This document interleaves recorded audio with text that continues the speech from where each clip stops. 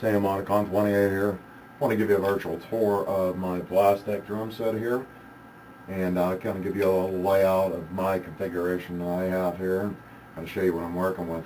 What I got is a 8x6, a 10x6, and a 12x6 routing tom, and also an additional 10x6 over to my left of my hats there. Use that for snare drum, piccolos, rim clicks, secondary bass drum hits, even starting and stopping loop sequences. Also got the 12x6 and the 14x6 matching floor toms, 20x12 acoustic shell bass drum, and the 12x6 full zone snare.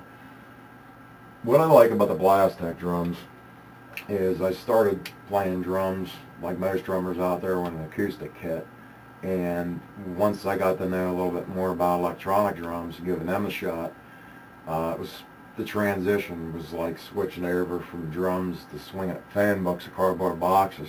Wasn't really a lot of feel and dynamics back then, but technology has just really forged ahead since that time, and the choices out there anymore are just really mind-blowing at times of what you can get.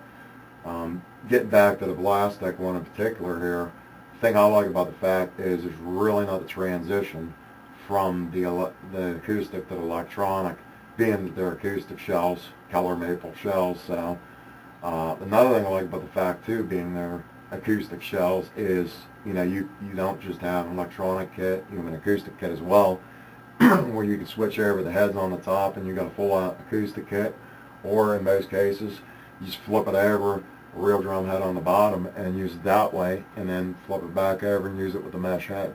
So really unique design there, really well put together process that Billy went and put into that. Designed it to make it versatile for drummers, especially drummers that switch around from acoustic to electronic. Kind of gives you the best of both worlds there in a sense. Another thing I like about them being acoustic shells is your real drum head, real hardware on it, and your finish options. And you, basically, if you can dream it up, Billy can build it for you. So whether it's a wrap, whether it's a lacquer with custom over-the-top airbrush finish, give him a call, and if you can dream it up, pretty good chance Billy can build it. So definitely want to check him out at billyblastdrums.com. You can see some of the other stuff that I have on my kit.